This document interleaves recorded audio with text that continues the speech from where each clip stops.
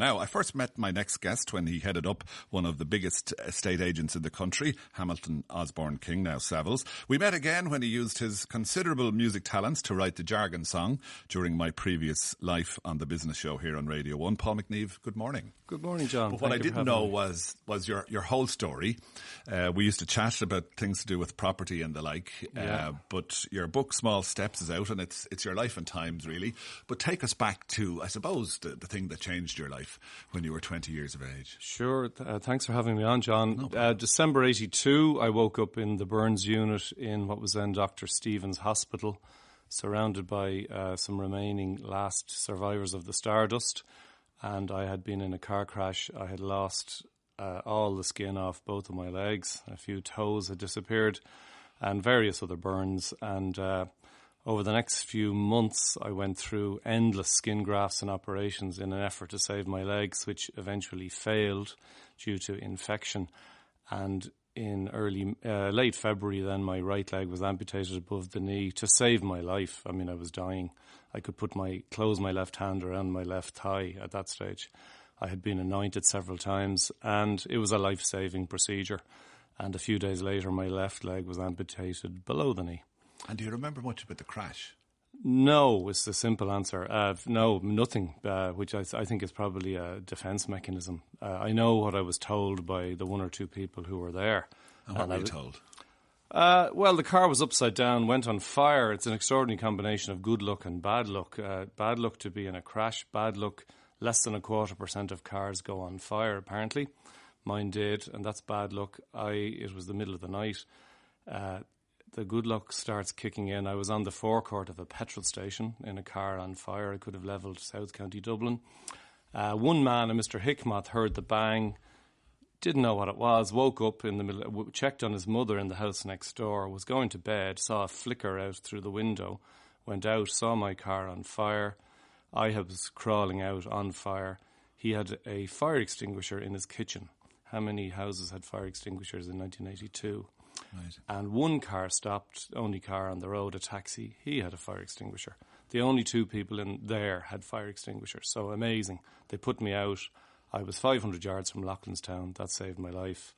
And that's the event, you know. And were you living the life of a typical 20-year-old back then? Absolutely. I mean, I was a trainee chartered surveyor. I was delivering the letters, putting up the signs, making the coffee, printing the brochures, cycling around town. I was the delivery boy. It was the real old apprenticeship system. And I was loving it. And I was playing soccer, and I was socialising and nightclubbing, the whole lot.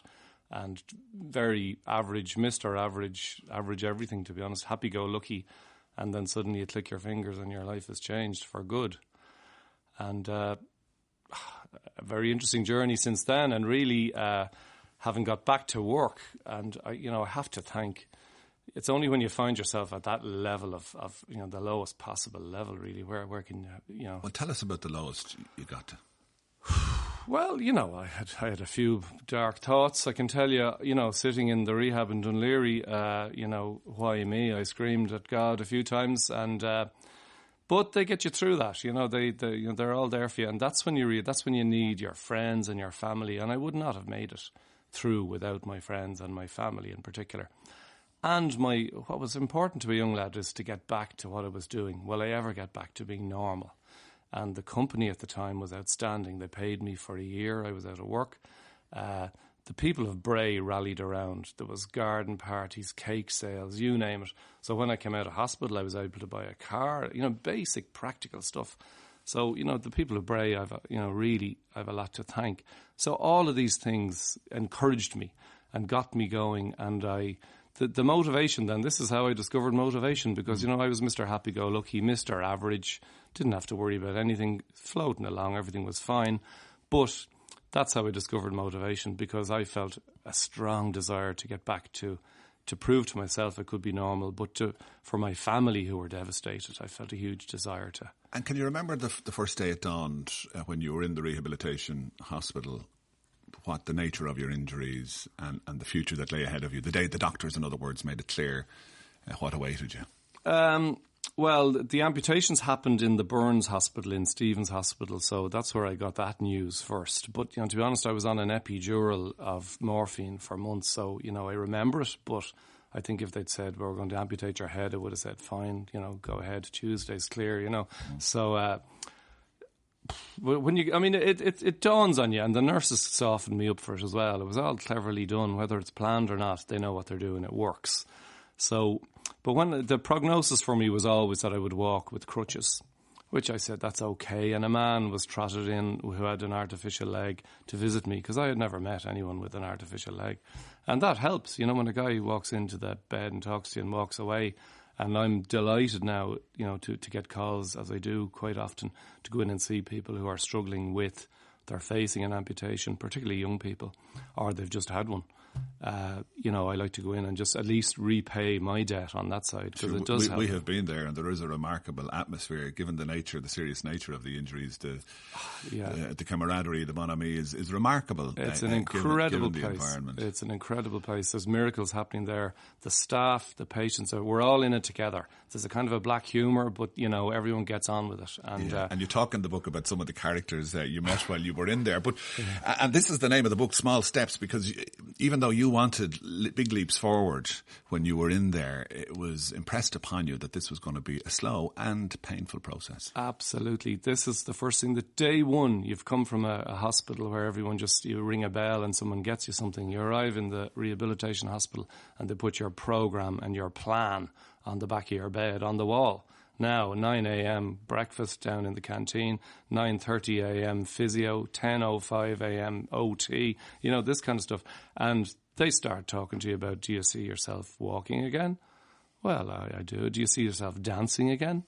That's harder. What colour shirt are you wearing now? Visualisation, it's good psychology. So they give you goals, they give you visions, they teach you that we're not going to be running up and down the steps next Thursday, but you may stand up on Tuesday week. On Wednesday week, we'll take 3 steps. The next day, we'll take 6. A week after that, we might try on a frame. The next day, we might try stairs, small steps. And that, I have discovered then, is the secret to success in everything and in business. And I applied it in business.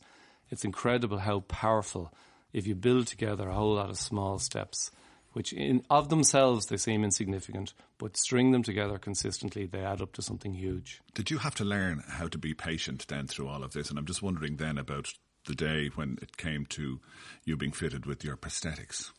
What was that like?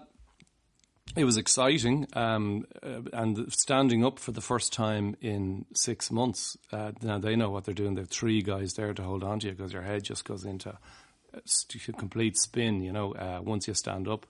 So you would pretty much, you can come close to fainting because you haven't stood up for months. It's exciting, and you go through this process, but, you've got to deal with setbacks because all my skin on what remains of my legs is all grafted. It's not as good as normal skin. You've got to be very careful. It breaks down, and it was very frustrating at times. You string together, you can walk down the length of the corridor, and then you discover your leg's bleeding and the skin is wrecked and you've got to sit in the wheelchair again for 2 weeks. So, I've been coping with that for 30 years. Because it's not something you were able to leave behind. These are problems that are connected with having prosthetics, they've persisted. Yeah, now the technology has got much better. With experience, you cop on to, when to slow up a little bit. And this, was part of my reason to retire from the property business in 2007 was, I had to have 3 or 4 grafts redone because I had just been burning the candle at both ends. And really what they said to me, listen, you just cannot keep going at the pace you're going at all day, every day, walking on cuts and, plasters.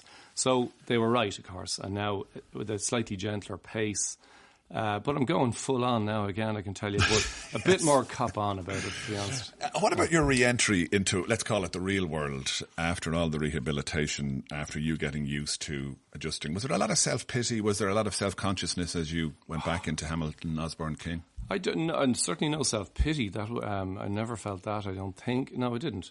Self-conscious, yes. I mean, I went from, when I ended up, you go from a 20-year-old playing football, and next thing you're in a wheelchair with no legs, and the first time you go out in public, it was horrific. a crowd of kids just stood around me staring at me, and they just didn't say anything. They were just so amazed. You'd feel like a freak show. It's horrible. So you go from that to level of being ashamed to kind of embarrassment to, well, hang on, and you've got to toughen up. You actually have to toughen up. Living your life with a disability, you have to toughen up because people will, there are obstacles to be overcome. You got to toughen up and stand your corner. And that's what I learned to do. So, again, laced through the book are all these little stories and little tricks of the trade I've learned, which apply to people who are struggling with any problem, I think. And if one thing comes out of the book, if one person stands up to fight another round, having read this book, I'll be happy. Yeah, well, you just didn't just go back into the workplace because you found your way up the ladder at HOK and you became managing director. Yeah. And in adversity, I suppose, because given what you had to deal with from day to day. So how did you do that? And getting there, what was it?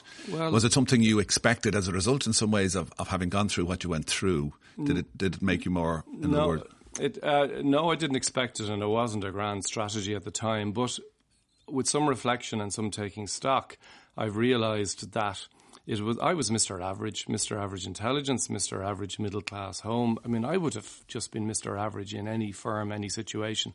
But I had discovered this desire, this motivation to get back to normal.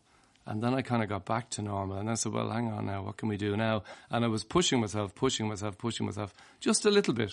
And, and these things become noticed. So I ended up the managing director of a very large, very profitable company. And in fact, that would not have happened if I hadn't lost my legs. Oh. And I'm sorry to all the journalists for all the interviews I did over 15 years. And the one question they all asked me was, would you have been as successful if you hadn't lost your legs? And I always said, yes, I would. It didn't change me. In hindsight, I was wrong. At this stage, I can look back and say I was wrong. It did change me. It taught me that I had potential, more potential than I thought. It's another theme of the book that I think we all have inner potential to do things that we don't realise until we're forced into it. Yeah, and there's an interesting passage on page 27 where you see more and more I hear people repeat the sayings, que sera, sera, what will be, c'est la vie, that's life, or everything happens for a reason, usually to shrug off something that isn't going their way. Yeah. The reason is often that they did nothing to make things happen any other way. Oh, yeah. I mean, to be honest, it's one of the most common phrases you hear now in Ireland. Everything happens for a reason. And it's really starting to annoy me. It acknowledges a complete helplessness about what's going on around us. And I just don't believe that. And it's done to shrug off, I didn't get that job or something didn't go right.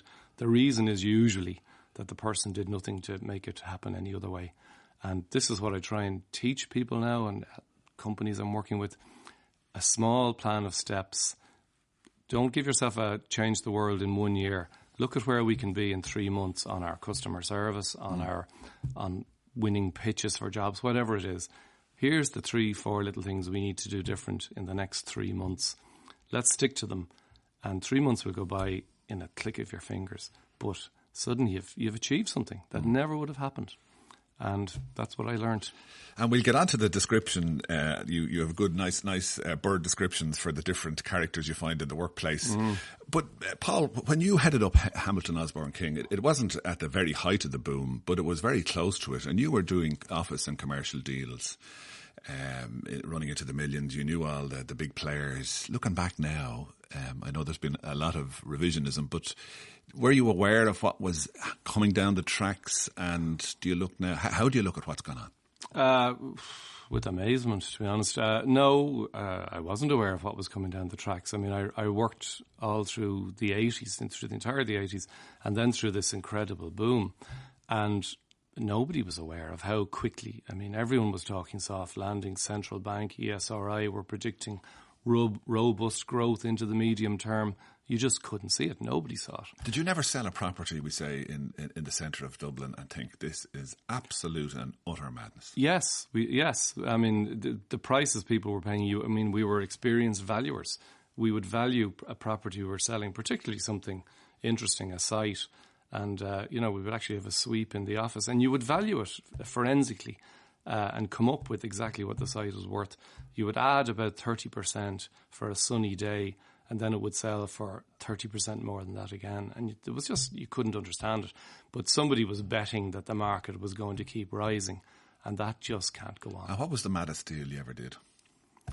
As in, monopoly money, you couldn't believe it. This is, Well, there were a number. I mean, the firm was involved in the sale of the glass bottle site in Ringsend, which was one of those staggering prices. Bernard McNamara. Yeah. But, and Bernard McNamara is one of the nicest guys I ever met in the property business, a complete gentleman and, honest guy. But, everyone was, and this is the extraordinary thing about it, these were seasoned. I don't know one developer that 2 years before the collapse called it and stopped buying things. Don't know one. None of them did.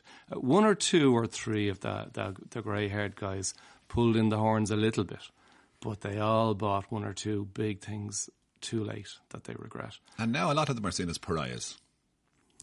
Yeah, that's wrong. That's wrong. I mean, we need, and I go back to the 80s. This is when I saw it before, and the stories I talk about in the book as well. The docklands in the 80s. I did an awful lot of work in the docks because originally I worked in industrial property because the buildings were flat and I was able to get around them. Now the industrial properties turned into these valuable sites in the docks, and I was in a whole new scene. But I remember being down in the docks, and I did a lot of work for Harry Crosby. And he rang me up one day and he said, "Paul, I'll pick you up in 3 minutes. I want to show you something. Are you free?" I said, "Yeah." We went down the North Wall Quay, and you needed a rear gunner to go down the North Wall Quay in those days. It really was rough. And we went in, and we went into what was then the Point Depot, this enormous shed with trains in it and railway tracks. And it was just the two of us walking around. And Harry said to me, "What do you think?" And every deal we had done was for containers or shed. I said, "Oh, what do you mean, what do we?" He said, "Well, as a concert venue." I said, "What? A concert venue, the stage up this." I said, "I honestly can't see it, Harry. I think you're actually losing it." I honestly said that. But he said no, and he sent me off, and we valued it, and we bought it at tender for about 900,000 or something. Amazing. And now you look at the O2 and cinemas and shopping centres and train stations. And the theatre as well. So I have huge admiration for those guys who have the vision. I mean, that's just vision beyond compare. I have huge admiration for those guys. And then, a lot of people... They're a different category, though. A different category. And a lot of guys have those dreams, but they're not prepared to put their life savings on them, So would you put them, these sort of developers and visionaries, in two different categories? Are the fly-by-nights there as well? Yeah. No, you get a few bad apples as well, like, in every profession or every trade, whether it's journalists or solicitors or accountants, And when it comes to blaming people, then would you blame certain individuals? Would you blame the last government? Or I think the greatest shock that we all got was the total lack of regulation. I mean, the banks were growing, some of them at 30% per annum. We were reading these reports. The central bank was saying everything is fine, everything's stable. The bank regulator was saying everything's rock solid, and it wasn't. So and that was the money. The supply of finance was the oil that was greasing the whole thing, and it wasn't for real. Paul, I was mentioning that you were, because the book is a lot of it is concentrates on helping people to, we say, survive in business and develop motivational techniques. But you have a lovely description of the different characters you find in a workplace. I think people would readily identify with: canaries, robins, and dodos. Can you take us through them quickly, please? Oh, sure, yeah. Well, these are the people you meet. This just the really rare person you find every now and then in a company when you're really struggling and you expect everything to be awful, and you meet this person who is friendly, can do. They know exactly what you want. They're on top of their job. They sort it out immediately. And you just say, if I could only meet more of these in my life. They're canaries. Okay. Because they're chirpy, they're colourful, they're singing, they're fast moving. We all know them, yes. They're very rare. The most common group, 80% of us are robins. And I'm a robin.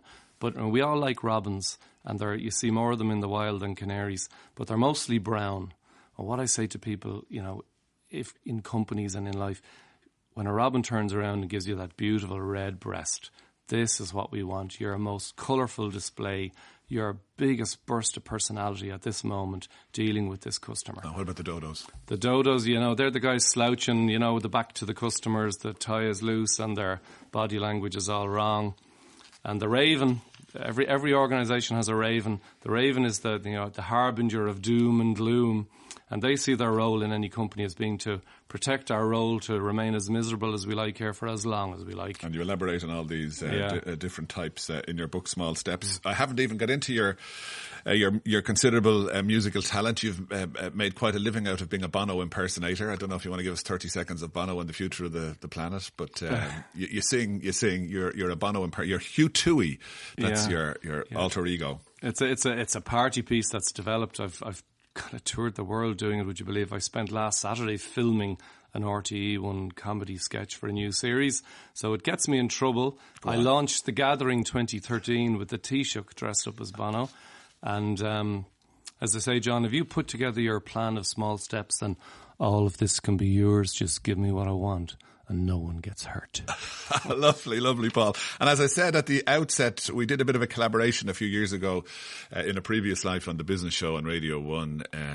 Producer Ian Wilson commissioned you to write the definitive jargon song, because we had been plagued, and still are, I suppose, to this day, plagued by the overuse of it in business. Paul, it's been great to have you in this morning. We'll have a listen to a bit of the jargon song now. Your book, Niall Quinn is doing the launch Thursday. Thursday evening, the Royal Hotel Bray, Niall Quinn. Everyone welcome to come along for a chat, say hello, and love to see everyone there. Great to catch up again, and take care of yourself. Here is, written by Paul McNeive, the jargon song.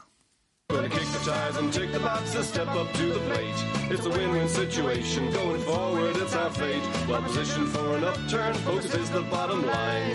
Heads up for a paradigm shift, it's the jargon of our time. It's a mission-critical environment. What about the price of oil? Our current goals and objectives and our strategy they'll foil. It's a window for logistic capability and driving organizational reciprocity. Gonna kick the tires and take the boxes, step up to the plate. It's a win-win situation. Going forward, it's our fate. Well positioned for an upturn, focus is the bottom line. Heads up for a paradigm shift, it's the jargon of our time.